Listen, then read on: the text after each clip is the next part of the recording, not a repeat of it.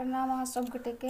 हम मंजू मिश्रा और एखन जे छै से एखन पुनीत झा इंटरटेनमेंट के तरफ से चैनल से प्रतियोगिता चल रहल अछि, तो हमहूँ भाग लेलहुँ हन और आग्रह करै छी जे अहूँ सब लिअ और एहि चैनल के सब्सक्राइब करू, लाइक करू और यदि भाग लेबऽ चाहै छी तऽ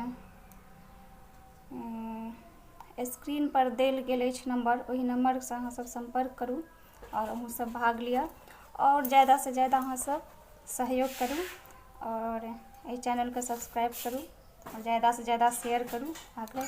और अपने सबके बीच में हम सुना रहल छी एकटा सुंदर सन उदासी गीत, तो नीक लागत तो कमेंट बॉक्स में जरूर बताएब और ज़्यादा से ज़्यादा आग्रह जे शेयर करी अपने सब और हमर हौसला बढ़ाबी। चलू शुरू करै छी।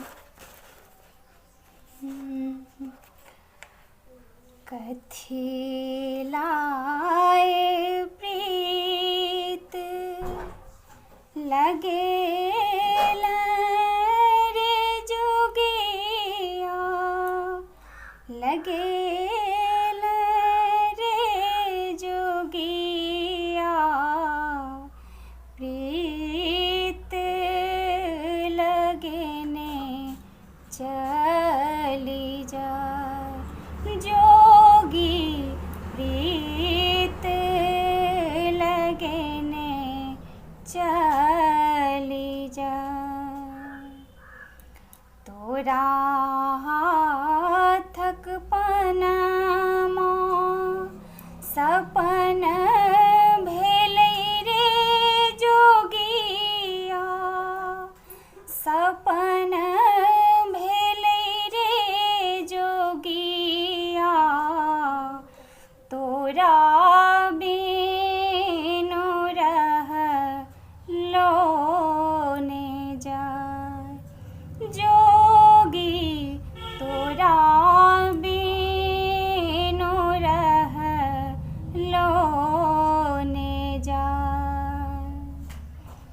अंगना जे तोरा बिनु बीजो बन रे जोगिया, बीजो बन रे जोगिया, घर लागे दिवस अन्हार जोगी, घर लागे दिवस अन्हार।